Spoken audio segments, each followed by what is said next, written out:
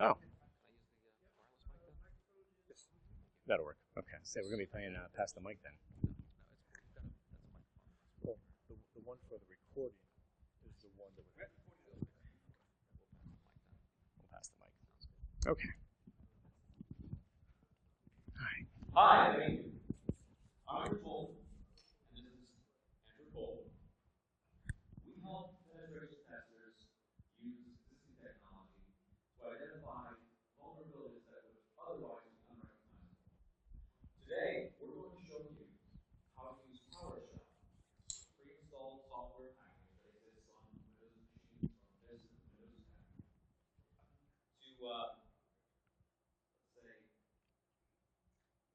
to maximize your freedom of movement through the network and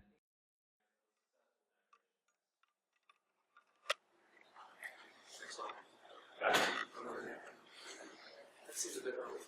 Thank you. Oh, okay. So, how are we going to do these things? We're going to teach you, we're going to teach you to access code that already exists on the box, whether it's managed or native, hide buckets, hide processes, registry entries, and connections. We're going to teach you to keep it clean, persist, and profit. Before we begin, we'd like to thank you people, starting of course with Tyron. It's awesome to get paid to do this research and present it. We'd like to thank Microsoft, particularly Jeff Snover, for coming with PowerShell in the first place. The BSides team, which we'll talk about a little bit later, and the PowerShell community. You know who you are. PowerShell community is awesome. I think it's the best community in the computer hacking world, and it's just exploding and getting better by the minute because there's a lot of really smart people with great ideas who are perfectly happy to share their wisdom with everybody else. All right. So with that, I'd like to take just a moment to more properly introduce ourselves before we go on to the content. As I said, my name is Rich Moulton. I am awesomeness. I'm recently retired from the Air Force. I was an electronics technician. I was a systems administrator, an analyst, and finally a developer before I joined Chiron as a subject matter expert, meaning basically security researcher. Cole? Hi, I'm Andrew Cole. Everybody just calls me Cole. I got most of my computer training in the Army. I was a journeyman level CNO operator for the Army. I did that for a few years. Before that, I was pretty much a hardware guy. I was a solder jockey. I fixed the things when they broke. And since coming to Chiron, I now get to do independent research, content development, and instruction. So it's a pretty cool job. All right, so I promise you we're going to teach you how to maximize your freedom of movement through the network and to increase the chance of success of a successful penetration test. To begin with, we're going to teach you how to access native code on box. What is native code? Native code is basically a bunch of ones and zeros, string meaningless to you and I, instructions to the computer basically on what to do. It exists all over the box. Generally in the form of EXEs or DLLs on Windows machine,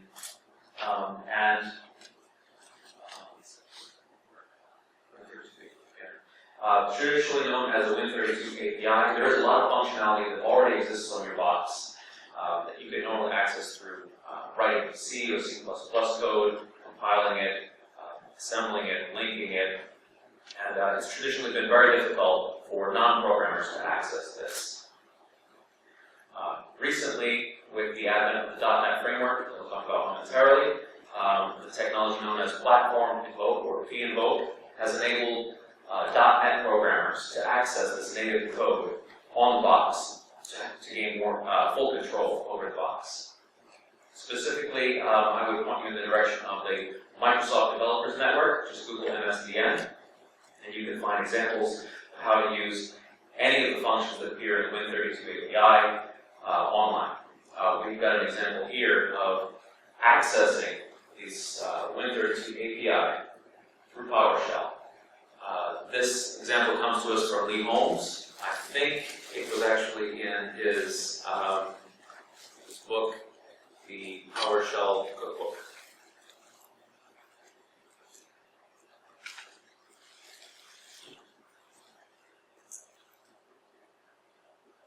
So Lee Holmes put together this example called Invoke Windows API. The code is a little bit complicated. I'm not actually going to walk through the entire code, but rather show you the example at the bottom.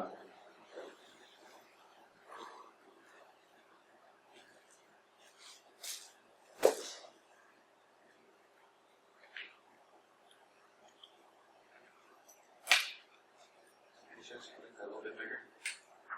Of course I can. Specifically make that a little bigger. Basically what we're going to do here is use the Win32 API to create a hard link file. We're going to create a file on the disk called linktarget.txt or something to that effect. And then we're going to create another file that points to the contents of the first using the Win32 API. The specific function that we're going to use here's on line 126 is create hard link, and it appears in kernel32.dll. PowerShell script that Lee Holmes has put together enables us to simply specify the DLL that we want to load, the Win32 API function call, and then the parameters that we want to pass to this function. And we see at the conclusion of it, what we end up with is a hard link that points to our original file.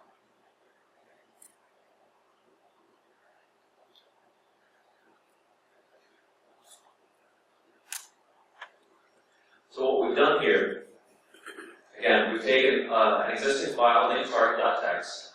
We've called the Win32 API through kernel32.dll to create a hard link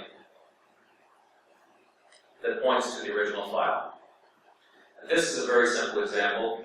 This may not perhaps be the most perfect example for red teamers, but the idea here is what's important. The idea is you can access any Win32 API functionality on the box through a PowerShell script. I think that's pretty powerful. No pun intended. That's what it is. I did not do that on purpose. Okay. So in addition to native code and the Win32 API, we learned that you've also got access to managed code. This should be a given perhaps in PowerShell, since it's built on top of the .NET framework. But we'll go over that again.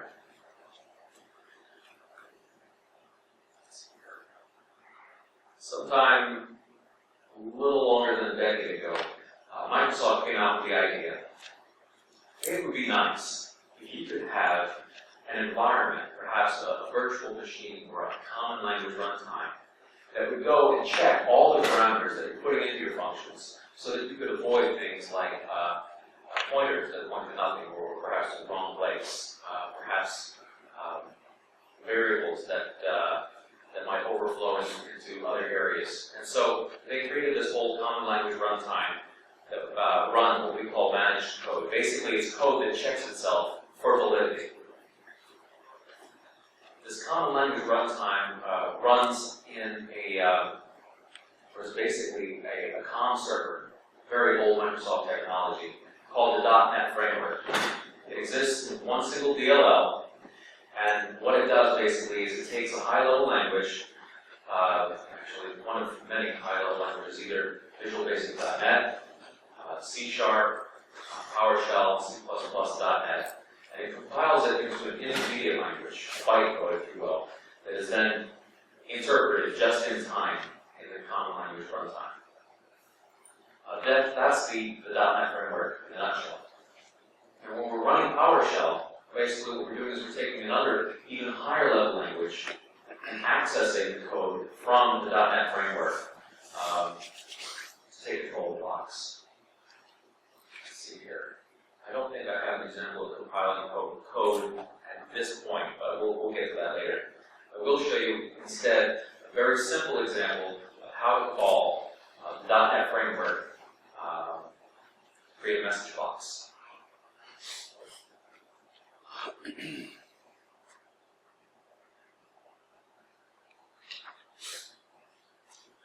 What we have on the screen up above is a PowerShell script that loads a DLL. It's a .NET Framework DLL, so it's intermediate code. It's basically the Microsoft Visual Basic DLL.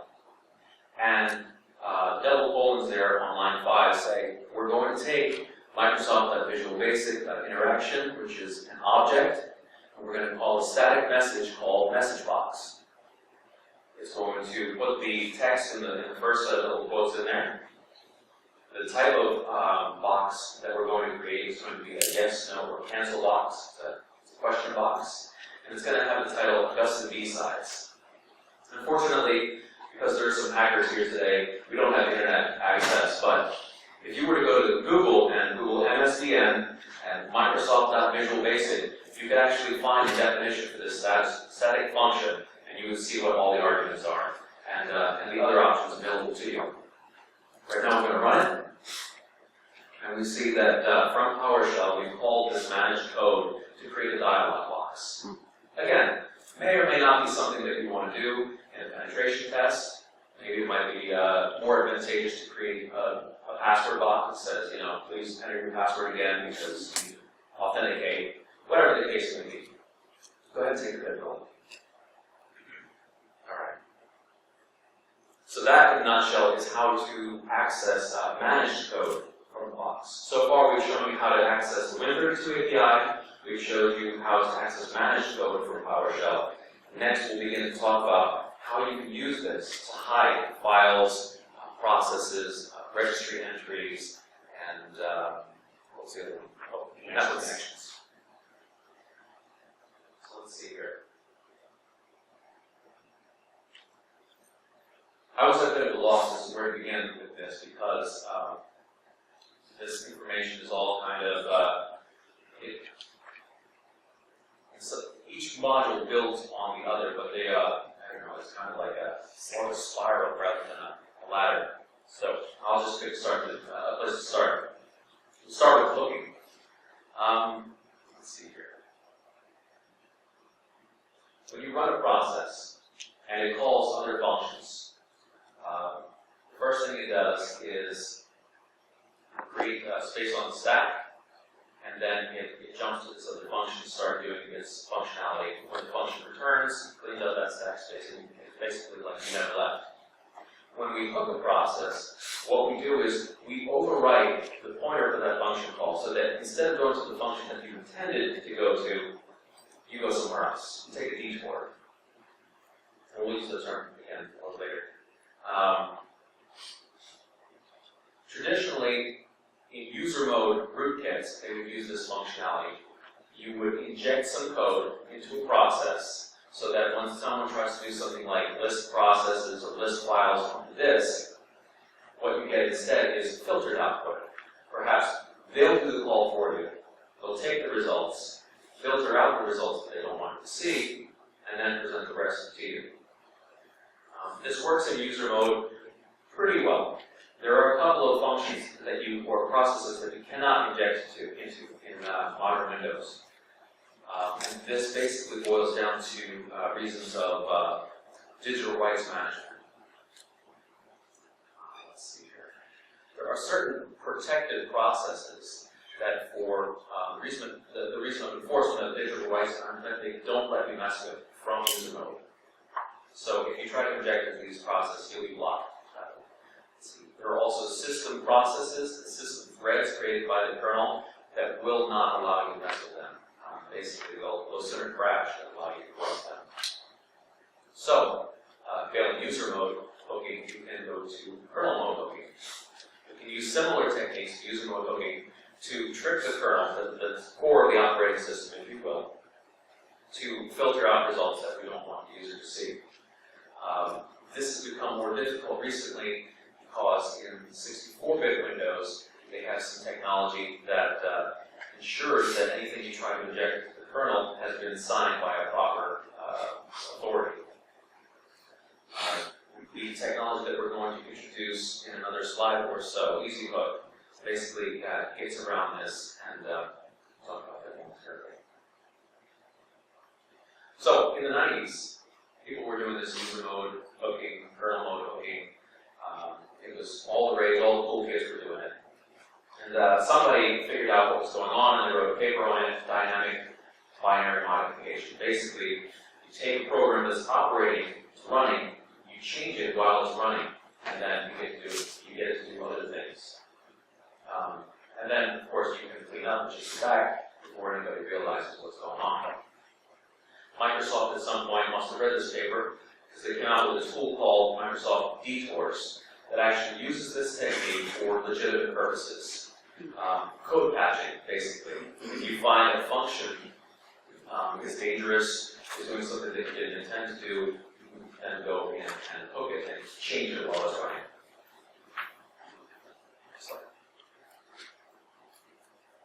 The great thing about detours is it allows you from C or C++ to go in, as I said, to any running process, change the code while it's running. Unfortunately, you can't do that for managed code, say from Visual Basic.net, C#, C++.net, or PowerShell, until recently.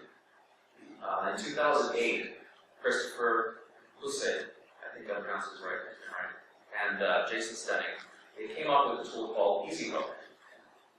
And it's kind of like Microsoft Detours, but for managed code. It allows you to hook native or managed code from managed code. So again, using Visual Basic.net, C#, C++, or PowerShell, you can create hooks into native or managed code. It works something like this.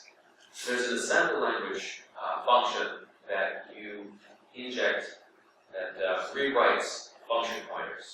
You specify exactly which function it is you want to overwrite, where you want it to point instead, and then the functionality that you want to happen. And now versus magic. Let's see here. So we're going to show you momentarily how to do this from PowerShell. In the interest of simplicity, we have simply written a couple of files to disk, and then we execute the files on disk. Though, as probably most of you are aware, it's just another step or two to be able to do this strictly from memory.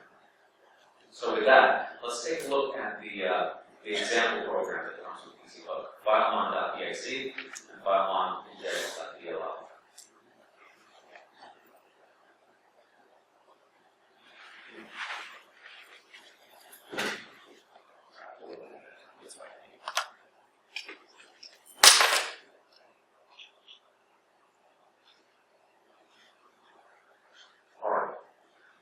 What you see before you is a little bit of C# code, and I'll show you momentarily when we get down to our modifications how we use this in PowerShell. But basically at the front, at the top end, we've got a couple of using statements that says we're going to use this functionality, and the system is supposed to go out and find the DLLs that provide that functionality. We're creating a class called the Filemon interface, which is the actual DLL that we're going to inject into either native or managed code. And we're going to define a couple of functions. These functions are really kind of irrelevant. We didn't use them for our specific modifications. But first, it makes sure that the DLL injection is in place all right. That is installed. On create file is going to watch for a process to use the create file function. And when it does, it goes out and writes the name of the file that was created. Report exception will let us know if there were any problems in the injection.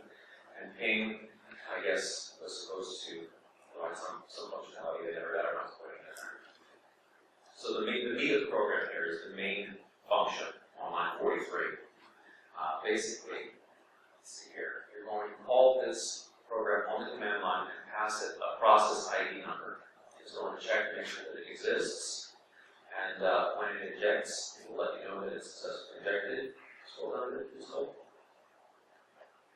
Otherwise, it will break and give you an exception. Go down a little bit further.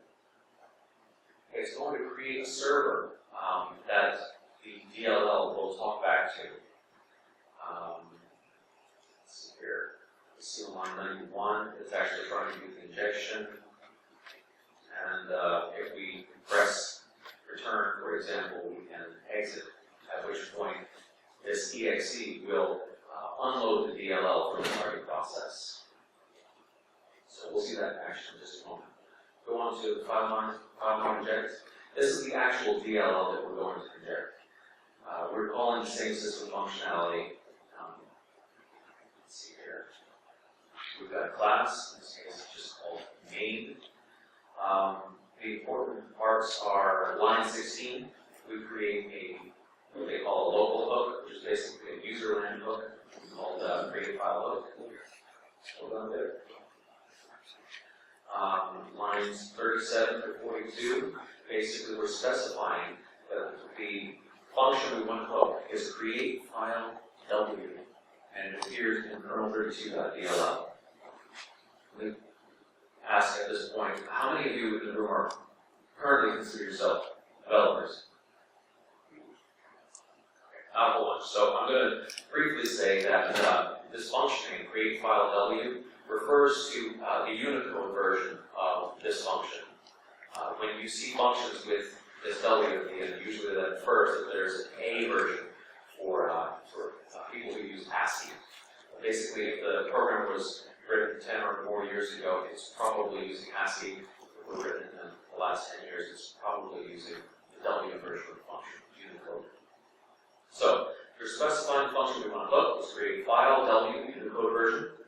We're going to create a delegate on line 39 called dCreateFile. And the delegate basically says, when create file W is called, instead of directing to that function, direct to this function. The function we're specifying is createFile_hooked. So now, we injected our hook. We said when someone calls createFile W, we'll instead of createFile W hooked. And the specific functionality is a little bit lower. On line 86, basically what they did was they went to a site called cleanvote.net, which tells you how to call native code from managed code. And they copied and pasted the signature of that function in there. The next section, from 98 to 110, is almost identical.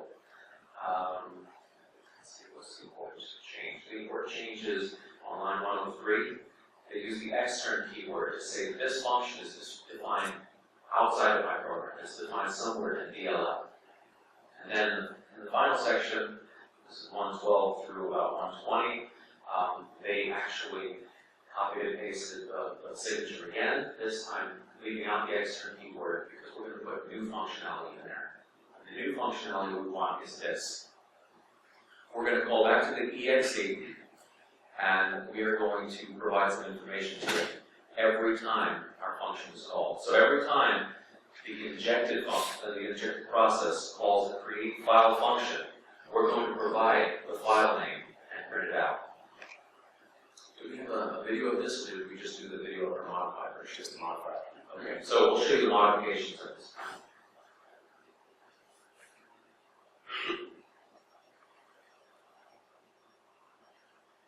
Okay, so let's talk about this before we get to the demo. For the purposes of this demonstration, we took the example that exists in EasyCode and we modified it to hide a file. In order to hide a file, process, connection, and registry key, basically what you're going to do is the same thing that the EasyCode people have already done, except that you'll need to specify a different function, whatever function it is that you want to hijack. I think for the purposes of our demonstration, we chose to hide a file using the findNextFile W function, which of course is the Unicode version. To hide a process, connection, registry key would be similar. You just have to hijack a specific function that's being used by your target process. Let's see here.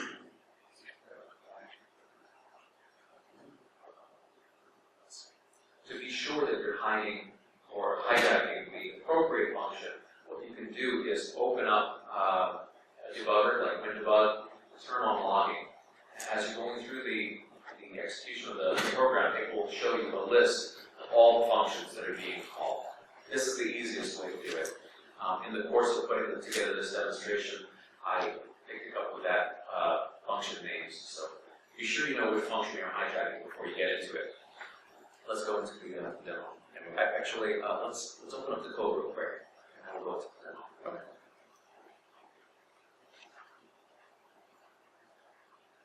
So these are our modifications to the DLL.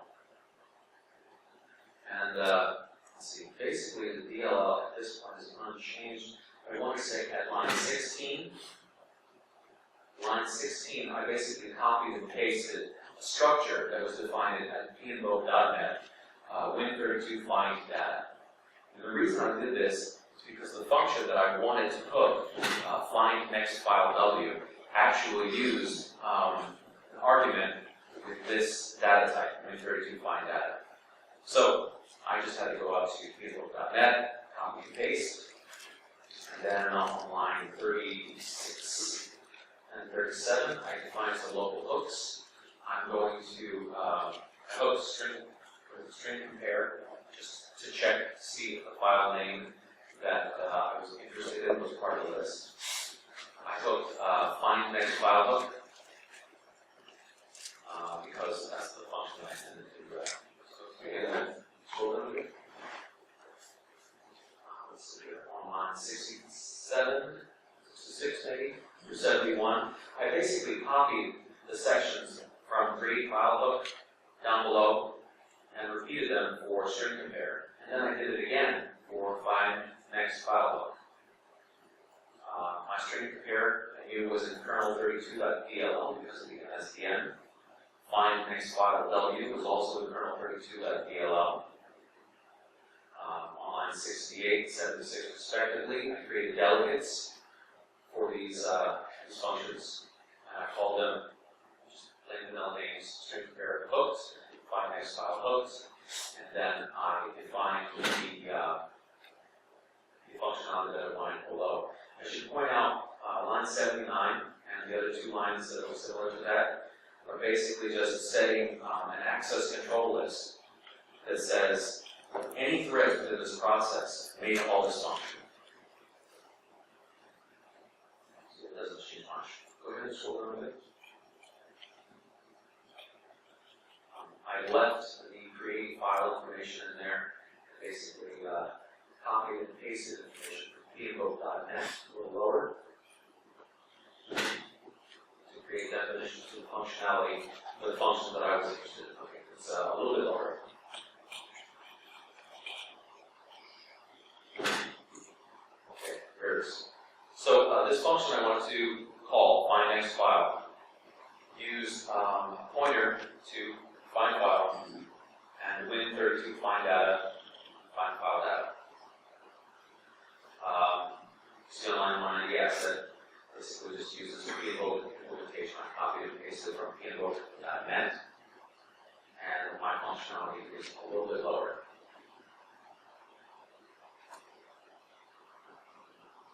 Stop right there.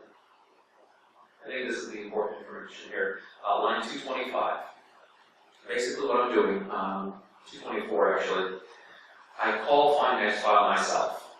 I take the results, and I say if the results include a file name called secret.txt, act like nothing happened.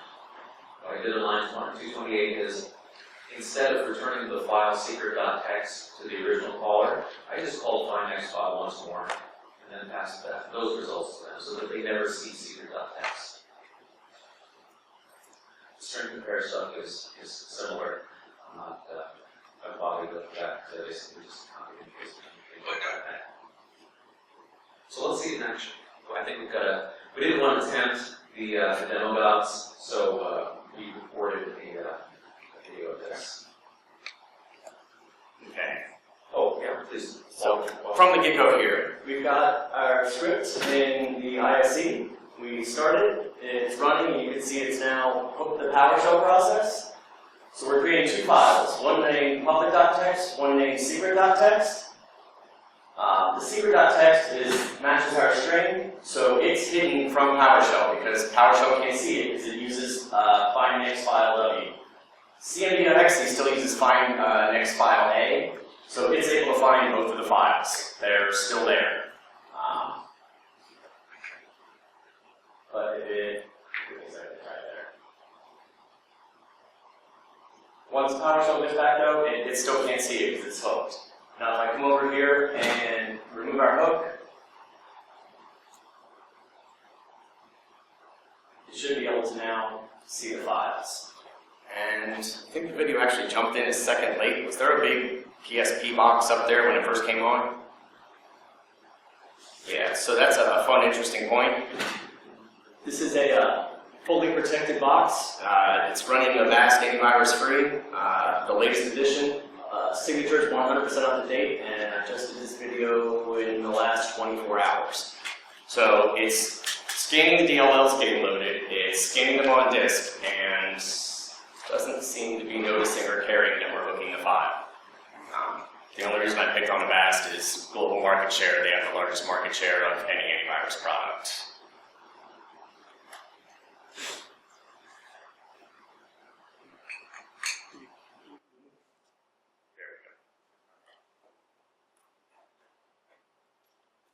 So then, this is fine and dandy, but how do we survive a reboot?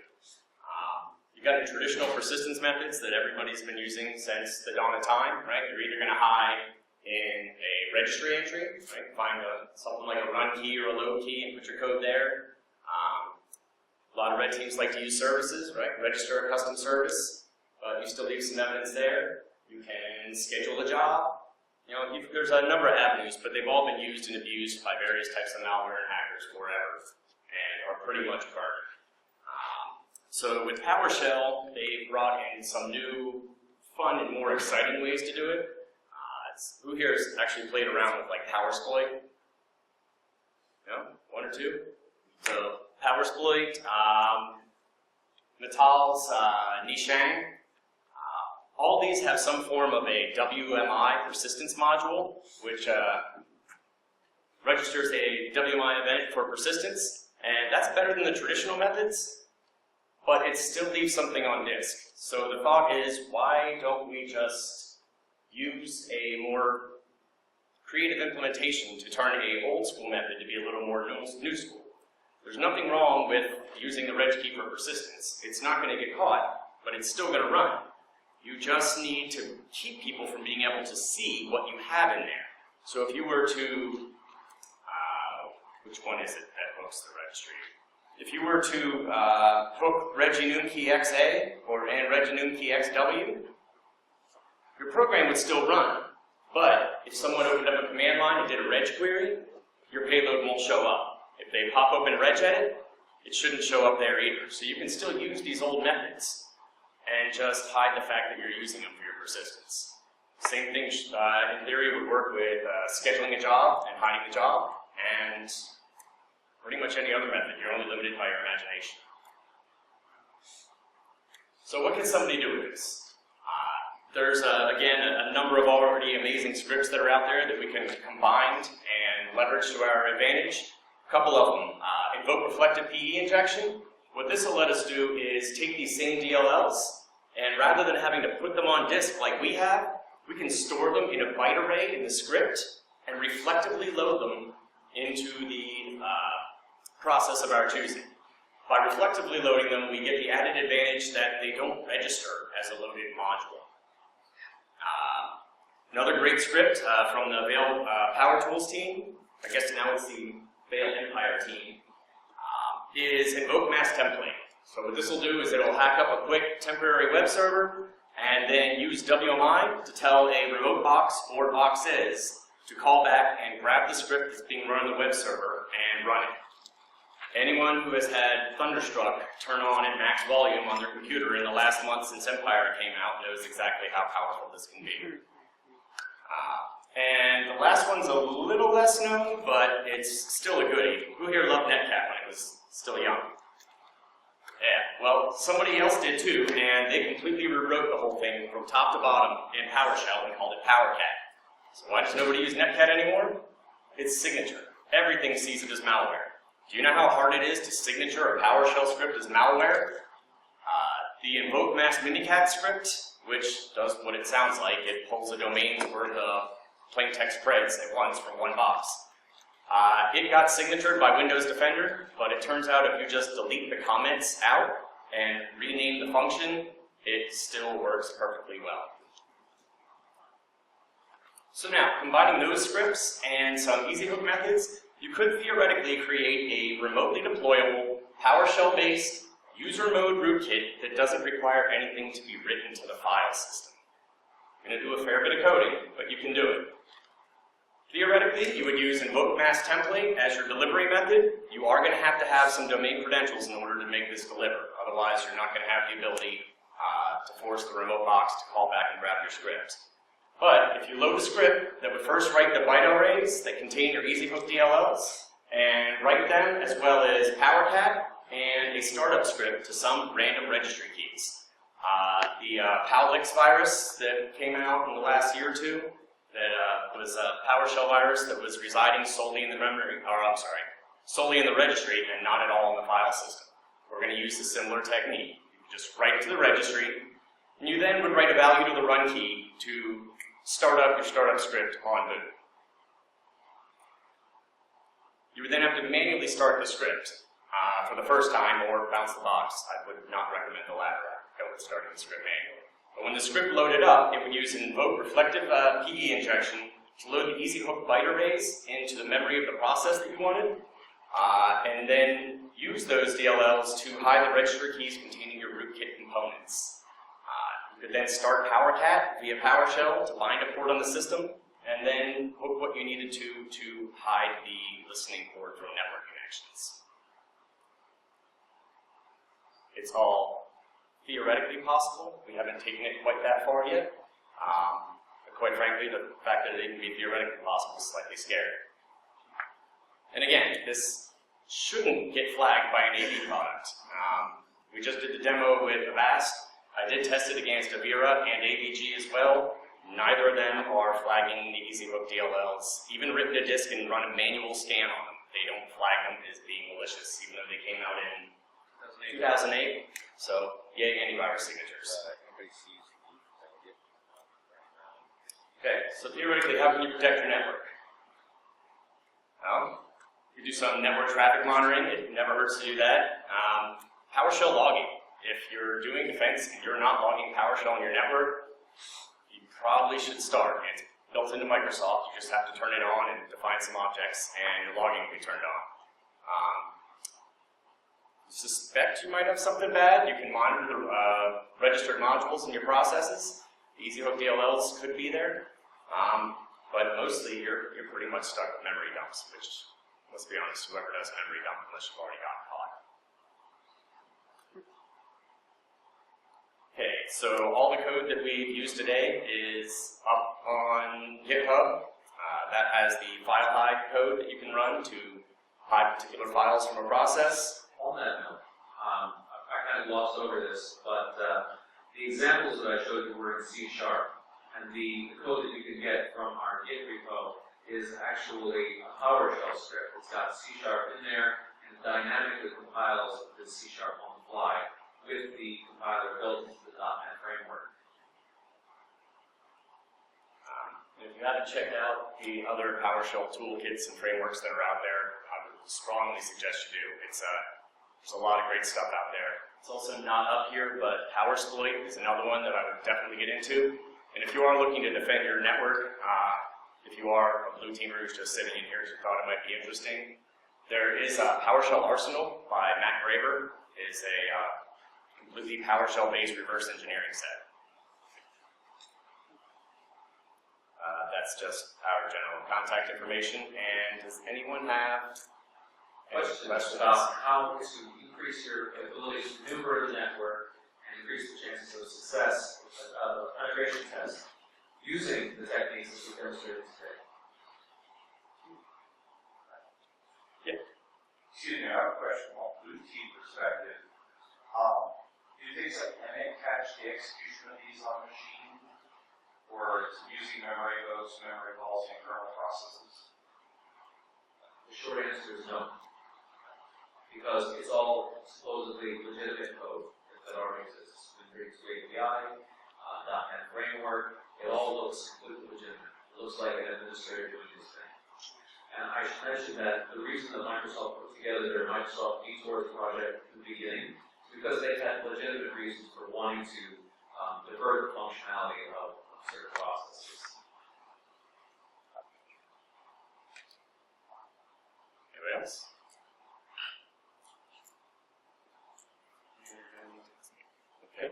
If there's no other questions, you guys don't run off. If you could think of a trivia question or two for, we got two speakers, so we got a lot of giveaways here. So if you don't have, you guys think of a trivia question, I got one or two. So what was the name of the Microsoft set of APIs or coding standard that was developed to legitimize API coding? Okay, right here, Chris. Microsoft Keywords, right? And we'll give you a rubber ducky for Alright, next question. Next question I got for a copy of Metasploit Unleashed. What local Augusta GRU student wrote the majority of PowerPass? There. That would be my son, Luke Baggett, who wrote the majority of the PowerPass. That's correct. That's correct. Very good. Sorry. All right, you guys come up with some questions here? Sure. This one's a little more of like a history question. What famous event in malware had its anniversary? I believe it was 3 days ago. First instance of something that occurred. Is that the moratorium? No, even older. Oh. Literally the first early malware. Yes. Like from actual malware or like with the name based on? The name's based off of. Well, like in the was actual like little product. A moth in Relay 70. Yeah, that just had its anniversary a couple days ago. Wait. Overtooth or a rubber ducky or a T? That's not malware, that's a moth. It's a bug. It's a bug, but it's not malware. Alright, we'll do an Ubertooth. That'll do. An awesome Bluetooth sniffer. With that. What else you got? You got another trivia question? I've got one. Alright, go ahead. Can anyone tell me, we didn't mention it in this briefing, but I wonder, since we're all here in PowerShell talk, can anyone tell me what was the original name of PowerShell? Monad? It was Monad. Woo! Got a rubber ducky for you here. For Red Team Manu, you got another one? Who was the original writer of PowerShell? Who wrote Monad? And what position did he just receive at Microsoft? I'll give you a hint. It's the highest position you can get at Microsoft. CEO? No, not that kind of position. It's the highest technical position you can get at Microsoft. Okay, in that case, I'll settle for just the name of the person who invented PowerShell.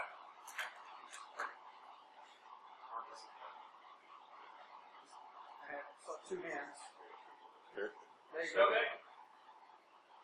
That's close enough to Snover. We'll take it over. Jay Snover. Yes, and he just made technical fellow, so. Alright. Congratulations, everyone. Alright, and I got one more thing we had. Some of the vendor drawings. So the network licenses at the Sans booth. Sandra Simpson, U.S. Army, and Renew Maury of Macy's. You won Sans licenses to NetWars. You have to pick those up before 3 o'clock. Pick those up before 3 o'clock. So if you're in here, go pick up those licenses. You got 10 minutes. Okay.